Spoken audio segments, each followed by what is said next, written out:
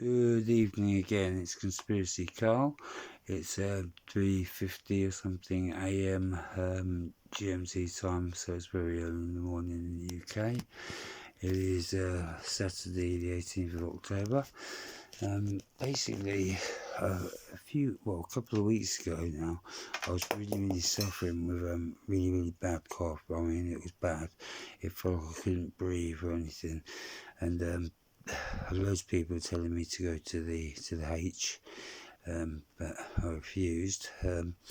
I did listen to a couple of my subscribers, and I want to thank you ever so much, because without your help, I probably wouldn't be doing this video, or I would still be ill anyway, and probably a lot worse. I can't really.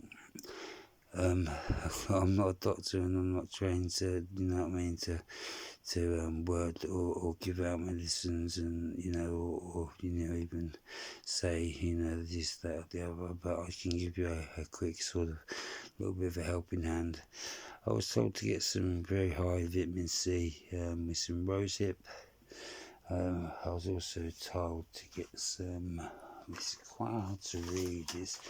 There is another one, Ive or something, but I've been, I went for the weaker one, which is the Serepatitase or something. But it's basically an antifungal sort of thing, so it removes all parasites from your body, and it helps your immune system, bones, and things like that. And it's also good for pain, so it helped me a lot, so that's good.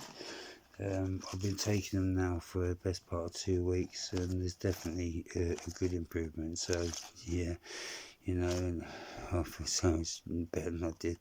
And also vitamin D3. That's a good vitamin to have, especially if you didn't see a lot of sun this year. And also K as well, if you can get it. I know it's a bit expensive. If it's not out of your reach, get it, because it is a good vitamin. Be careful with the cheap, vitamins, because even though they're cheap, there's hardly anything in there. So you're just eating medicine basically with nothing in it. No good stuff anyway. Sometimes you do have to pay, for what you get. So, and it's true, you do get what you pay for. So anyway, I just wanted to say this, because this is an important video, because there's a lot of people suffering, and I don't want so many people out there to take the stabby, jabby.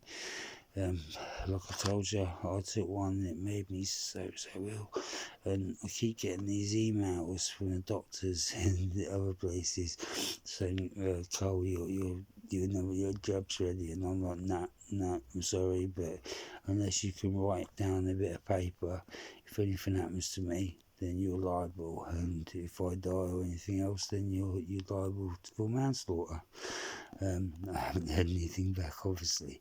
The first time they tried it and sent me stuff, I told them about, how ill it made me, and I said that I didn't want any more vaccinations, and they said that they would take me off the list.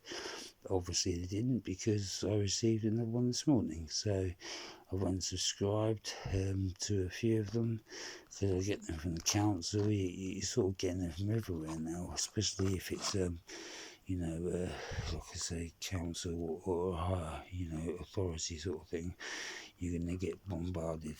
So yeah, so remember that, and just do what feels right. Do what feels right in your heart. Look what India's doing at the moment. We could take a leaf out of their book. Not violence. Violence will not work. It will not work. All it will do is help them, and they will win. Guarantee you that, 100%. Violence is a no-no.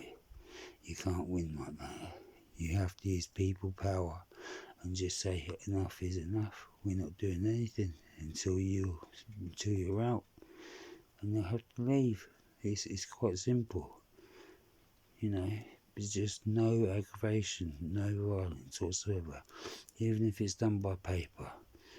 And we get people that are trustworthy to actually go around and count them and do the counts properly, so there's no cheating, so there's no, fraudery, like there always is in most of these votes. So, I bet that they'd be gone. I honestly do believe that. With all their, F-ups and parties, but we're not allowed them, but they are. Even though he was on his deathbed, do you remember that? And when he was on his deathbed, he still managed to remember both the nurses. One came from Spain and one came from Portugal, but he remembered both the names and their last names. I think he remembered their ages as well. That's amazing, that is, isn't it? Considering when I've been to hospital, I can't remember one of the nurses' names. You see him for that day, you talk to him, and that's basically it. For a week, and, a couple of weeks later, you forgot, because you're getting on with your life. So, I'm sorry. And, the Olympics showed him getting in and out of bed. Everything's pre-planned. But, just stick with it and just try and make your own mind up on what you want. But please try and take a leaf out of this book and research everything that I've said. Thank you. Conspiracy Carl, I'm out.